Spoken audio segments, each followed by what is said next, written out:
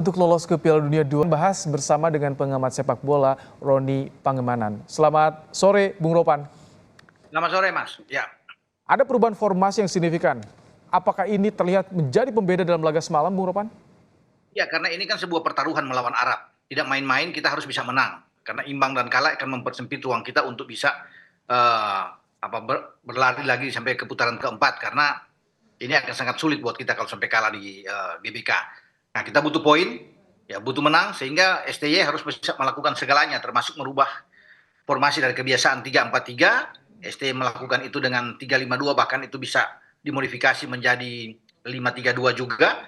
Ya, artinya di gelandang itu dia penuhi, dia taruh pemain-pemain yang bagus, karena menghadapi Arab dengan formasi 4-1-4, ya 4-1-4-1. 4-1-4-1. Ya, dari Reinhardt, ini mereka kuat di tengah. Tetapi STY melihat mungkin ada celah ya yang bisa diambil di sini dengan ruang yang kosong di antara pemain mereka Faisal Al-Ghamdi dengan dua libero mereka, sehingga dia taruh Marcelino yang lebih ke depan sebagai gelandang serang, membantu Tom Haye dan Ivar Jenner. Nah, sementara Sandi dan Verdong itu bergerak dari dua sisi di flank. Itu yang membuat ada 5 pemain di sana yang sangat kuat yang mempersempit ruang dari pemain-pemain Arab untuk bisa bergerak. Karena kita pertama Arab punya gelandang yang bagus dalam mengatur ritme permainan.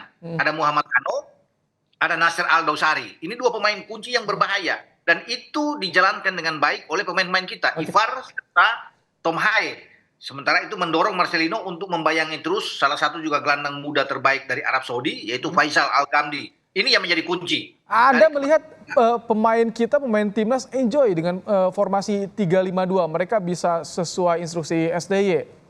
Ya, saya pikir STY sudah mengatakan itu kan. Mungkin 2 hari sebelum pertandingan dia sudah menjelaskan kepada pemain-pemain, saya akan pakai dengan formasi ini, dan dia sudah bisa menentukan pemain-pemain mana yang akan dia tampilkan. Dan kejutan, dia memilih Marcelino. Biasanya kan orang berpikir bahwa dia akan bermain dengan dari sayap itu dengan Yakob Sayuri.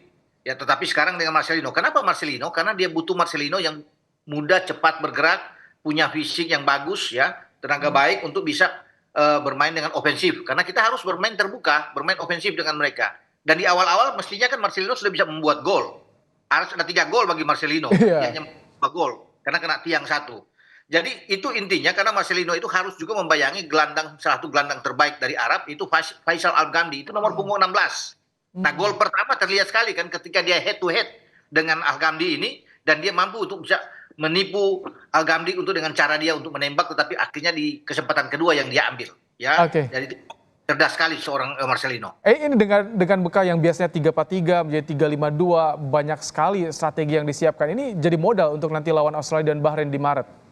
Ya, saya pikir bagus, dan SDY sudah coba untuk keluar dari tekanan dia, ya. Ketika kita mengalami 2 kekalahan beruntun dari Cina dan Jepang, dan dia coba mengubah dengan pola ini, itu bagus. Semoga apa yang kita lihat di saat kita bisa mendapatkan 3 poin, menang 2-0 melawan Arab Saudi, ini jangan lagi diutak-atik. Ya, misalnya kita kan melawan Australia nanti pada tanggal 20 Maret 2025. Jangan lagi dengan formasi yang berbeda, dengan pemain berbeda, tentunya akan lain lagi. Tapi kalau STY dengan prinsip yang kuat, konsisten, membawa the winning team ini untuk bertanding pada posisi yang sama melawan Australia, saya yakin kita akan mendapatkan hasil ini yang baik. Ragnar dan Habner absen lawan Australia. Bagaimana rotasinya nanti, Bung Ropan?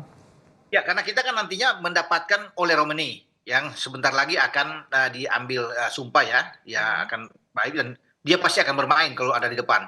Kita boleh bermain dengan 2 striker, karena kemarin juga melawan Arab kan ada 2 striker kita taruh di depan, Rafael dan Ragnar, dengan menarik Marcelino lebih ke belakang sedikit sebagai gelandang serang. Jadi kalau tidak ada Ragnar dengan akumulasi kartu, ada tersedia Ole. Jadi Ole bisa bermain di depan bersama dengan Rafael. Jadi kita tetap kuat. Tidak ada Justin Hubner.